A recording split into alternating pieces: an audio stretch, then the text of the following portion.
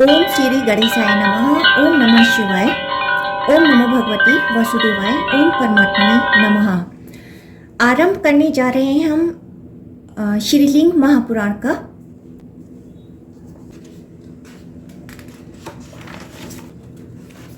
श्रीलिंग महापुराण भगवान शिव को पूर्ण रूप से समर्पित है और इसमें जो हमें विषय सूची मिलती है वह दो भागों में विभक्त है, पूर्व भाग और उत्तर भाग। पूर्व भाग में 108 वो शीर्षक है और उत्तर भाग जो है वह 55 उसमें शीर्षक हैं। आरंभ करते हैं हम भगवान शिव को समर्पित श्रीलिंग महापुराण का पूर्व भाग। यहाँ हम केवल जो है हिंदी का अध्ययन करेंगे। यह जो पुराण है यहाँ एक तरफ जो है वहाँ संस्कृत में है और दूसरी तरफ जो है वो हिंदी में अनुवाद किया गया है। ओम श्री गणेशाय नमः। ओम नमः शिवाय। जगत की उत्पत्ति, स्थिति एवं अंत के कारणीभूत कारक ब्रह्मा विष्णु शिव रूपात्मक प्रधान पुरुषाधीश परमात्मा सदाशिव को नमस्कार है। मुनि नारद शैलेश संगमेश्वर हिरण्यगर्भ स्वर्लीन अविमुक्त महालय रौद्र गोप्रेक्षक श्रेष्ठ पाशुपत विघ्नेश्वर केदार गोमा युक्तेश्वर हिरण्यगर्भ चंद्रेश ईशान्य त्रिविष्टप तथा शुक्रेश्वर आदि तीर्थ स्थानों में भगवान शंकर की यथोचित आराधना करके नैमिषारण्य पहुँचे। नारद जी को देखकर नैमिषारण्य में निवास करने वाले ऋषियों के मन में अतीव प्रसन्नता हुई। उन्होंने नारद जी की सम्यक प्रकार से पूजा करके उनके लिए उचित आसन प्रदान किया। उन नारद जी ने भी मुनियों के द्वारा प्रदत्त उस आसन को सहर्ष स्वीकार किया और उन मुनियों से भली भांति पूजित होकर तथा उस उत्तम आसन पर सुखपूर्वक विराजमान होकर वे लिंग महात्मा से संबंध विचित्र रहस्यों वाली कथा सुनाने लगे। इसी समय पुराणों के ज्ञाता परम बुद्धिमान सूत जी तपस्वी मुनियों को प्रणाम करने की कामना से नैमिषारण्य तीर्थ में पधारे। नैमिषारण्यवासी ऋषियों ने व्यास जी के शिष्य उन सूत जी की सम्यक प्रकार से स्तुति तथा पूजा की। तत्पश्चात अपनी कथाओं से रोमांचित कर देने वाले सूत जी को अति विश्वस्त विद्वान जानकर उन मुनियों की उनसे पुराण सुनने की इच्छा हो गई। तब सभी तपस्वी ऋषियों ने मुनिवर सूत जी से लिंग महात्म्य से युक्त पुण्यदायिनी पुराण संहिता के विषय में पूछा। नैमिषारण्यवासी ऋषि बोले, महान बुद्धि वाले हे सूत जी, पुराणों का ज्ञान प्राप्त करने के लिए आपने श्री कृष्ण द्वैपायन व्यास जी की उपासना की तथा उनसे पुराण संहिता प्राप्त भी की है। अतएव पौराणिकों में उत्तम है सूत जी, लिंग महात्म्य से युक्त दिव्य पुराण संहिता लिंग पुराण के विषय में हम आपसे पूछ रहे हैं। ब्रह्मा के पुत्र श्रीमान मुनि श्रेष्ठ नारद जी भी परमेश्वर रुद्रदेव के पावन क्षेत्रों में जाकर वहां उनके लिंगों की पूजा अर्चना संपन्न करके अब यहाँ विराजमान हैं। शिव भक्त आप हम मुनिगण तथा नारद जी यहाँ उपस्थित हैं। उन मुनि के आगे आप पवित्र लिंग पुराण की कथा कहने में समर्थ हैं। आपने सब कुछ सफलतापूर्वक सिद्ध कर लिया है, आपको तो सब कुछ विदित होगा। मुनियों के इस प्रकार कहने पर पौराणिकों में श्रेष्ठ सूत जी का मन प्रसन्नता से प्रफुल्लित हो गया। सर्वप्रथम ब्रह्मा जी के पुत्र देवर्षि नारद तथा नैमिषारण्य वासी मुनियों का अभिवादन करके बुद्धिमान तथा पुण्यात्मा सूत जी ने लिंग पुराण कहना आरंभ किया। सूत जी बोले, शिव ब्रह्मा विष्णु तथा मुनीश्वर व्यास जी को नमस्कार करके लिंग पुराण की कथा कहने के लिए मैं इस पुराण में प्रतिपादित विषय का स्मरण करता हूँ। शब्द ब्रह्मा ही इसका शरीर है। यह साक्षात शब्द ब्रह्मा स्वरूप का प्रकाशक है। अकारादि छकारांत वर्ण ही इसके अवयव हैं। अनेक रूपों में स्थित होने पर भी यह अव्यक्त है। परात्पर सूक्ष्माति सूक्ष्म होने पर यह आकार, उकार तथा मकारात्मक स्थूल शरीर वाला है। ऐसे स्वयं प्रकाश्य शब्द ब्रह्मा ओमकार का ऋग्वेद मुख है, सामवेद इसकी जिह्वा है, यजुर्वेद इसकी महाग्रीवा है तथा अथर्ववेद इसका हृदय है। यह व्यापक है। यह प्रकृति तथा पुरुष से अतीत एवं प्रलय तथा उत्पत्ति से रहित है। जो तमोगुण से युक्त होने पर काल रुद्र, रजोगुण से युक्त होने पर हिरण्य गर्भ स्वरूप, सत्व गुण से अविशिष्ट होने पर सर्वव्यापी विष्णु रूप तथा गुणों से रहित होने पर महेश्वर स्वरूप प्रकट होता है। प्रकृति आश्रित होकर जो महत अहंकार तथा पंच तन्मात्रात्मक शब्द स्पर्श रूप रस गंध 7 रूपों में तदंतर 10 इंद्रियों, 5 महाभूतों तथा मन इत्यादि 16 रूपों में पुनः इस 16 रूपों और अव्यक्त ध्याता जीव एवं ध्येय शिव इत्यादि को लेकर 26 रूपों में व्यक्त होते हैं। जो पितामह ब्रह्मा के भी पिता हैं, उन सृष्टि पालन तथा संहार रूप लीला के लिए लिंग स्वरूप धारण करने वाले महेश्वर शिव को प्रणाम करके शुभ कारक लिंगोद्भव की कथा से युक्त लिंग पुराण का मैं यथोचित रूप से वर्णन करूंगा। इस प्रकार श्री लिंग महापुराण के अंतर्गत पूर्व भाग में लिंगो उद्भव प्रतिज्ञापन नामक पहला अध्याय पूर्ण हुआ। दूसरा अध्याय लिंग पुराण का परिचय तथा इसमें प्रतिपादित विषयों का वर्णन।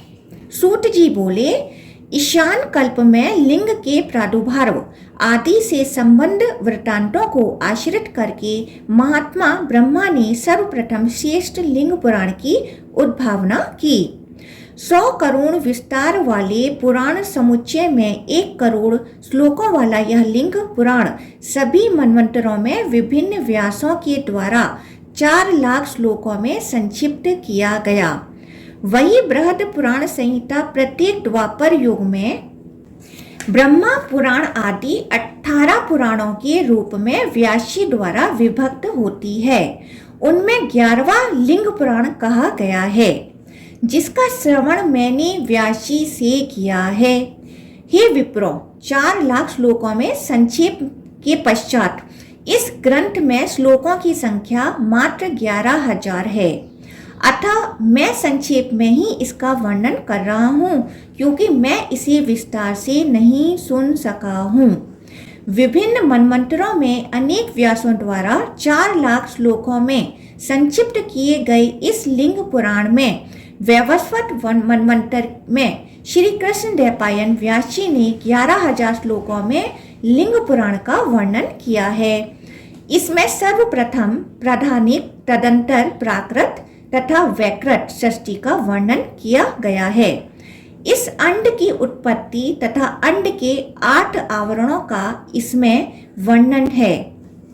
सदाशिव के ही रजोगुण के सम आश्रय से अंड के मध्य से ब्रह्मा रूप में सत्व के आश्रय से, विष्णु रूप में तमोगुण के आश्रय से, काल रुद्र रूप में प्रादुर्भाव का तथा अंत में उन्हीं सदाशिव का ही प्रलयकालीन जल राशि में नारायण के रूप में शयन का वर्णन किया गया है।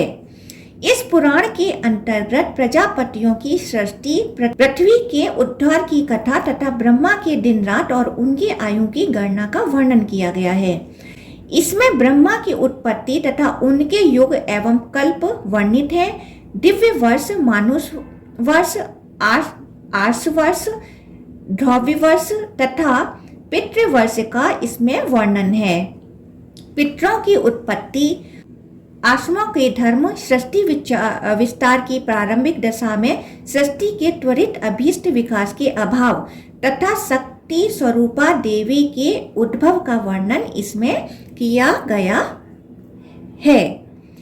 मनु तथा शतरूपा की उत्पत्ति रूप में ब्रह्मा के स्त्री पुरुष भाव का वर्णन, मैथुनी सृष्टि का वर्णन तथा रुद्र के रुदन के पश्चात उनके 8 नामों का वर्णन इस लिंग पुराण में किया गया है। ब्रह्मा विष्णु के विवाद तथा उसके बाद शिवलिंग के प्राकट्य का वर्णन इसमें विद्यमान है। सिलाद की तपस्या तथा उन्हें व्रतारी इंद्र का दर्शन इस पुराण में वर्णित है। सिलाद तथा इंद्र का संवाद, सिलाद द्वारा अयोनिज पुत्र के लिए की गई प्रार्थना, ऐसे पुत्र का दुर्लभ तत्व तथा कमल से ब्रह्मा की उत्पत्ति इस पुराण में वर्णित है। कल युगों में आचार्य तथा शिष्य को शिव के दर्शन, व्यासों के अवतार, कल्प, मनवंतर, कल्प का स्वरूप, भेद क्रम से कल्पों के आख्यान, कल्पों में वारा, कल्पों में विष्णु के वारा अवतार की कथा आदि का वर्णन इस लिंग पुराण में है। मेघवाहन कल्प का वृतांत, रुद्र गरिमा, ऋषियों के मध्य शिवलिंग का उद्भव, लिंग की उपासना, स्नान विधि, शौचा आचार का लक्षण, वाराणसी का महात्म तथा क्षेत्र महात्म आदि का वर्णन इस लिंग पुराण में उपलब्ध है। पृथ्वी पर शिवालयों तथा विष्णु के मंदिरों की संख्या का वर्णन और अंतरिक्ष तथा इस ब्रह्मांड में देवालयों का वर्णन इसमें है। स्वरोचिष मनवंतर में दक्ष प्रजापति का पृथ्वी पर पतन, दक्ष को प्रदत्त शाप तथा उस शाप से दक्ष की मुक्ति इस लिंग पुराण में वर्णित है। कैलाश का वर्णन, पाशुपत योग का वर्णन, चारों युगों के स्वरूप एवं प्रमाण का वर्णन तथा युग धर्म का वर्णन लिंग पुराण में विस्तार के साथ उपलब्ध है। चारों युगों के संध्या काल मान का वर्णन, शिवजी के संध्या तांडव का वर्णन, शंकर जी के शमशान वास का वर्णन तथा चंद्रमा की कलाओं की उत्पत्ति का वर्णन इस पुराण में किया गया है। इस लिंग पुराण में शंकर जी का विवाह, तत्पश्चात पुत्र रूप में श्री गणेश जी की उत्पत्ति, दीर्घकालीन कामो उपभोग प्रसंग से जगत के विनाश का भय, सती के द्वारा प्रदत्त शाप, प्राचीन काल में शिवजी द्वारा त्रिपुर वध करके देवताओं तथा विष्णु की रक्षा, शिवजी का शुक्रोत्सर्ग तथा कार्तिकेय की उत्पत्ति आदि वर्णित है। ग्रहण आदि कालों में लिंग के अभिषेक का विधान तथा उसका फल, छुप तथा दधीच और दधीच तथा विष्णु का विवाद इस पुराण में वर्णित है। इस लिंग पुराण में देवाधिदेव शूलधारी शिवजी का नंदीश्वर नाम से प्रादुर्भाव, पतिव्रता का आख्यान, पशु, जीव तथा पास बंधन की मीमांसा, आसक्ति के स्वरूप का ज्ञान, निवृत्ति के योग्यता प्राप्ति, वशिष्ठ के पुत्रों की उत्पत्ति, महात्मा वशिष्ठ पुत्रों तथा मुनियों और राजाओं का वंश विस्तार, वशिष्ठ पुत्र शक्ति का विनाश, विश्वामित्र दुर्भावना तथा उनके द्वारा वशिष्ठ की सुरभि धेनु का बलात् अधिग्रहण आदि वर्णित किए गए हैं। वशिष्ठ के पुत्र शोक, अरुंधति के विलाप, उनकी पुत्र वधु के प्रेषण, गर्भ स्थित शिशु के वचनोद्गार, पाराशर, व्यास तथा शुक्र देव के अवतार, शक्ति पुत्र पाराशर के द्वारा किए गए राक्षस ध्वंस, देवताओं के गुण रहस्य स्वरूप विशिष्ट ज्ञान तथा गुरु पुलस्त के आज्ञा अनुसार उनके कृपा प्रसाद से पाराशर द्वारा विष्णु पुराण की रचना से संबंधित विषयों का वर्णन किया गया है।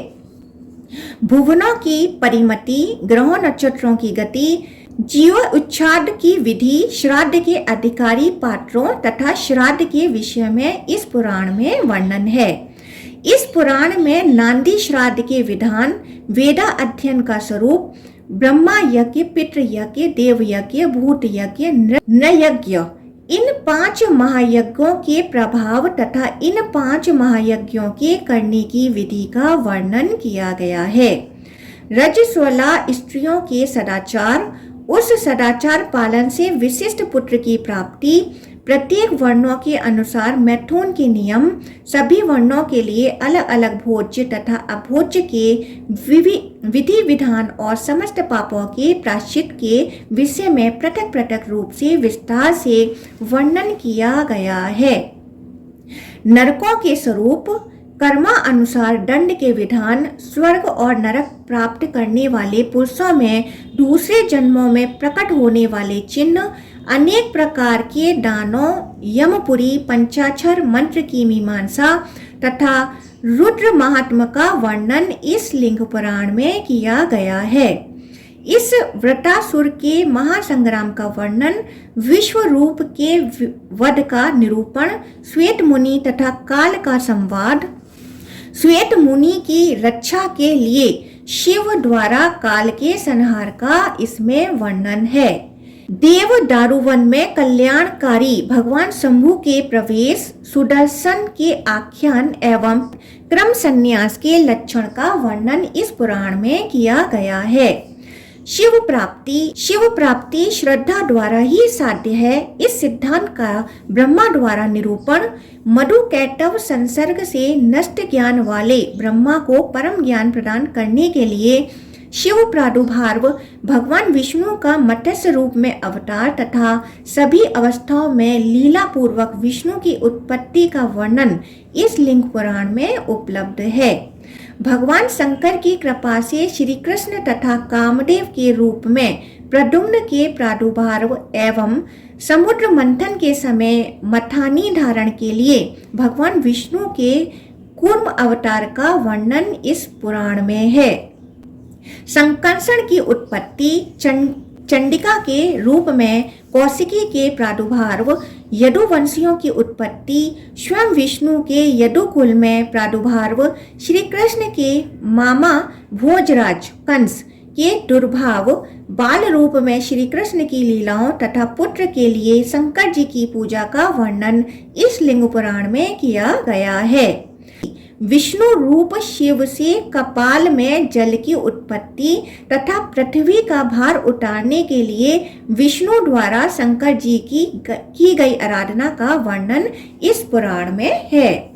प्राचीन काल में वैन पुत्र पृथु के द्वारा गौरूप पृथ्वी के दोहन तथा देवासुर संग्राम में कृष्ण के द्वारा प्राप्त किए गए भृगु प्रदत्त शाप, द्वारकापुरी में कृष्ण रूप में विष्णु के निवास, लोक कल्याण के लिए विष्णु के द्वारा स्वीकार किए गए दुर्वासा प्रदत्त शाप का वर्णन इस लिंग पुराण में किया गया है।